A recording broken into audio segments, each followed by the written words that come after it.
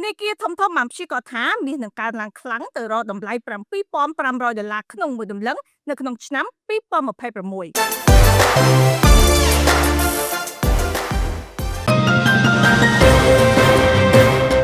វាគមន៍លោកស្រីមកកាន់កម្មវិធីពីនេះពីនោះពីទីផ្សារបដូរប្រាក់ធនាគារនិងស្ថាប័នហិរញ្ញវត្ថុធំៗជាច្រើននៅលើពិភពលោកបានបង្ហាញការព្យាករណ៍ទុកចិត្តខ្ពស់បំផុតទៅលើតម្លៃមាសសម្រាប់ឆ្នាំ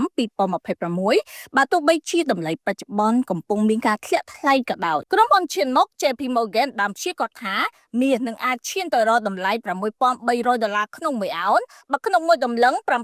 $7,590នៅចុងឆ្នាំនេះនៅថ្ងៃទី22ខែឧសភាឆ្នាំ2026តម្លៃមាសធ្លាក់ចុះនៅតម្លៃ$4,500ទៅ$4,550ក្នុង1អោនបន្ទាប់ពីមានការធ្លាក់ពីតម្លៃខ្ពស់$5,900ក្នុង1អោនកាលពីខែមករាទោះបីជាយ៉ាងណាក៏ដោយធនាគារធំៗនៅតែមើលឃើញសក្តានុពលកើនឡើងខ្លាំងនៅឈុំមាសទី2ព្យាករណ៍ពីធនាគារធំៗ JP Morgan ព្យាករណ៍តម្លៃមាសនឹងអាចកើនឡើងខ្លាំងទៅរកតម្លៃ$6,300ក្នុង1អោនក្នុងមួយតម្លឹង$7,590នៅចុងឆ្នាំ2026ធនាគារនេះជឿជាក់ទៅលើការទិញមាសបន្តពីធនាគារកណ្ដាលនិងវិនិយោគិន Wells Fargo រំពឹងតម្លៃមាសនៅចុងឆ្នាំ2026នេះនឹងកើនឡើងខ្លាំងទៅរកតម្លៃ$6,100ទៅ$6,300ក្នុង1អោន UBS ព្យាករណ៍តម្លៃមាសនឹងកើនឡើងទៅរកតម្លៃខ្ពស់$6,200ក្នុង1អោនអាចឡើងដល់$7,200បើមានហានិភ័យភូមិសាស្ត្រនយោបាយកើតមានឡើងBank of America គោលដៅអាចទៅរក$6,000ក្នុង1អោនក្នុងរយៈពេល12ខែខាងមុខទៀតវាបានចង្អុលបង្ហាញថាកត្តាសំខាន់ៗរួមមានការទិញមាសយ៉ាងច្រើនពីធនាគារកណ្ដាលជុំវិញពិភពលោកដើម្បីធ្វើពិពិធកម្មទុនបម្រុងភាពមិនប្រកបប្រជាភូមិសាស្ត្រនយោបាយនិងចំនួនមធ្យមបពា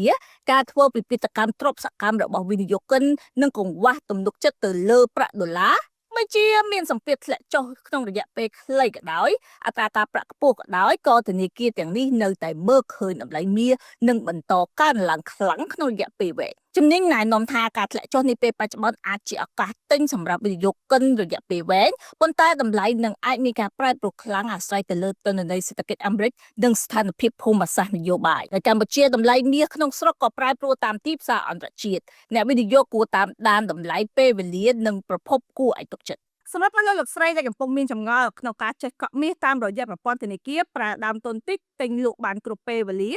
លោកស្រីអាចធ្វើការទំនាក់ទំនងមកនាងខ្ញុំសារ៉ារ៉ូសាន់ដេតាមលេខទូរស័ព្ទនៅខាងលើដើម្បីទទួលបានការប្រឹក្សានិងបើកគណនីកក់មាសជូនអស់លោកស្រីដោយឥតគិតថ្លៃ